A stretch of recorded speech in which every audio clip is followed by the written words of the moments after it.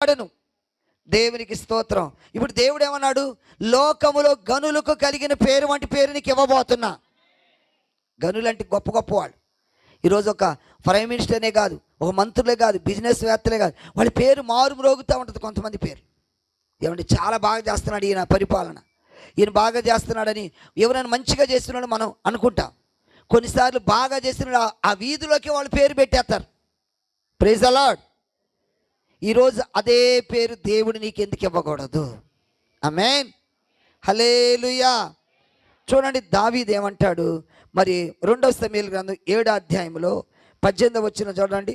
దావీదు రాజు లోపల ప్రవేశించి యెహోవా సన్నిధిని కూర్చుండి ఇలాగున మనవి చేసెను, నా ప్రభువా యెహోవా, ఇంతగా నీవు నన్ను హెచ్చించుటకు నేను ఎంతటి వాడను. అదిగో నేను ఎంతటి వాడనయ్యా. హల్లెలూయా.